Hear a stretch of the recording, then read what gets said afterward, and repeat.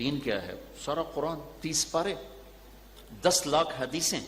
امام بخاری نے 6 لاکھ حدیثیں اکٹھی کی، امام مسلم نے 4 لاکھ حدیثیں اکٹھی کی. 10 لاکھ حدیثیں، 30 پارے قرآن. معاذ تمہیں دین کا خلاصہ بتاؤں، ایک روایت. دوسری روایت، معاذ تمہیں دین کی فاؤنڈیشن بتاؤں، پلر بتاؤں، چھت بتاؤں. الفاظ کچھ اور ہیں، مفہوم یہی ہے. ٹھیک. الا انبئک براس الامر وعمودہ وذروۃ سنامہ الا انبئک بملاک ھذا کلہ. میں نے الفاظ بھی پڑھ کے آپ کو سنا دیے. ترجمہ آج کی زبان میں کیا ہے، تمہیں دین کی فاؤنڈیشن بتاؤں، پلر بتاؤں، چھت بتاؤں. دوسری روایت خلاصہ بتاؤں کہ جی کیا ہے. تو آپ بچے مجھے دیکھو، آپ نے ایسے زبان باہر نکالی اور کہا کف ھذا. معاذ اس زبان کو قابو میں رکھنا، اس زبان کو قابو میں رکھنا. کہ یا رسول اللہ کیا زبان کے بول پر پکڑ ہوگی؟ کہ ثقلت کا امک یا ابن جبل. ارے معاذ جبل کے بیٹے، تیری عقل کو کیا ہوا؟ وَهَلْ يَكُبُّ النَّاسَ فِي نَارِ جَهَنَّمْ إِلَّا حَصَائِدُ أَلْسِنَتِهِمْ. سب سے زیادہ جہنم میں دھکا دینے والی زبان ہے، یہ زبان ہے، یہ زبان ہے. اسے ٹھیک طرح استعمال کر، اسے میٹھا بناؤ، اسے گالی سے بچاؤ، اسے غیبت سے بچاؤ، اسے نفرت کے بول سے بچاؤ، اسے فرقہ واریت کے بول سے بچاؤ.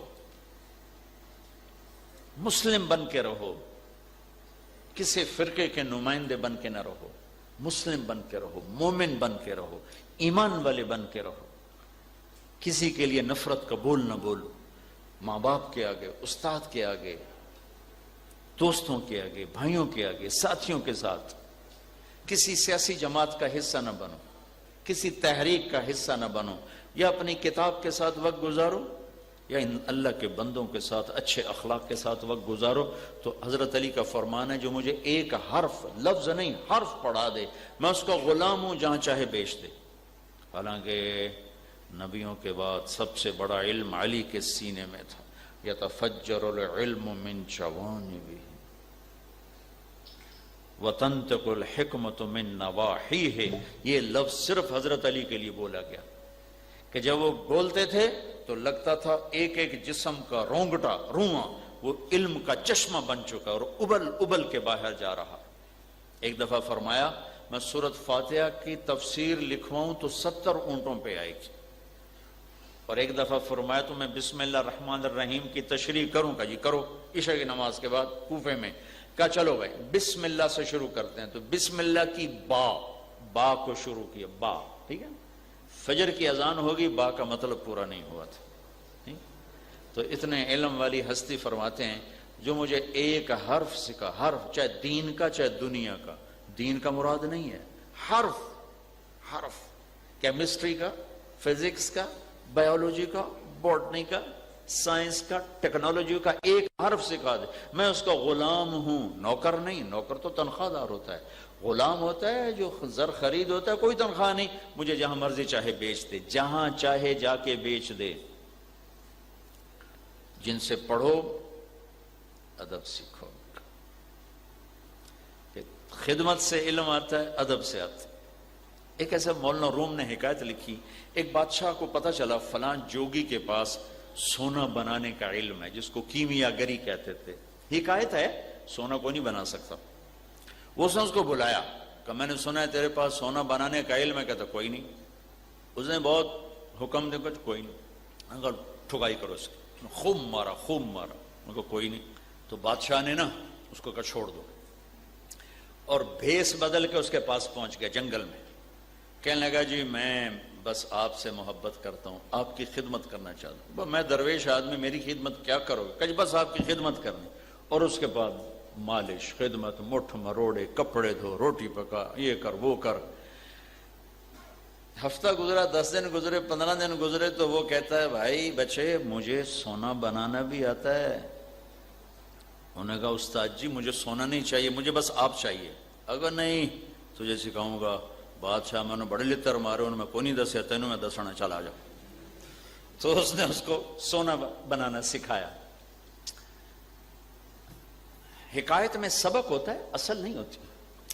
اگلے دن بادشاہ غائب ہو گیا تو اس سے اگلے اس کو پکڑوا کے بلا لیا، کہا ہاں بھائی، اس نے جب دیکھا تو وہی بادشاہ، تو ہاں بھائی پھر سونے کا علم لیا کہ نہیں لیا؟ وہ کہنے لگا پر خدمت سے ہی لیا نا، لترا نال تو نہیں لیا نا، خدمت نال لیا۔ تو ڈگری کچھ اور چیز ہے، علم کچھ اور چیز ہے۔ اگر آپ نے علم لینا ہے تو ان کی آپ کو نا خدمت کرنی پڑے گی۔ خدمت سے مراد یہ تھوڑا کہ مٹھ مرو، صرف ادب کا بول، ادب کا بول، عزت کا بول، عزت کا بول، ادب کا بول۔ ماں باپ زندہ ہیں تو ان کا کہ اف بھی نہ کر، ان کی دعا لو۔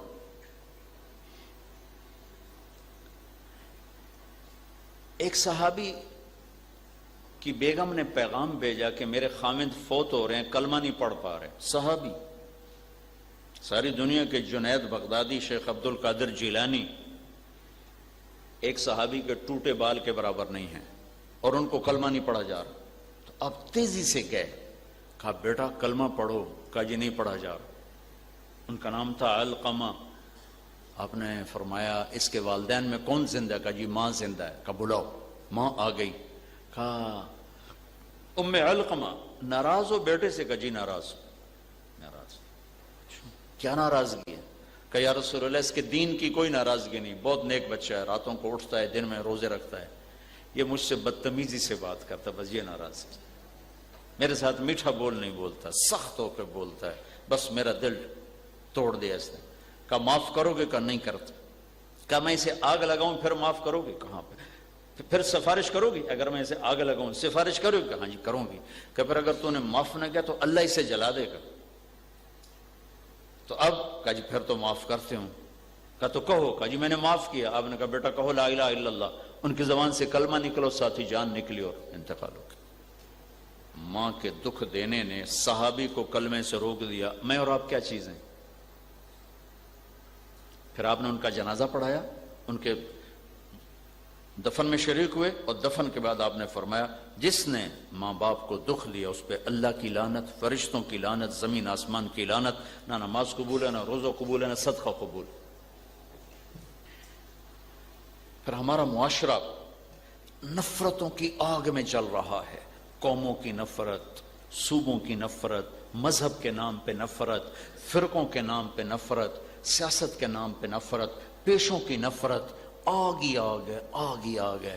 بچو اس کا واللہ اللہ ایک ہی فائر بریگیڈ ہے، یہ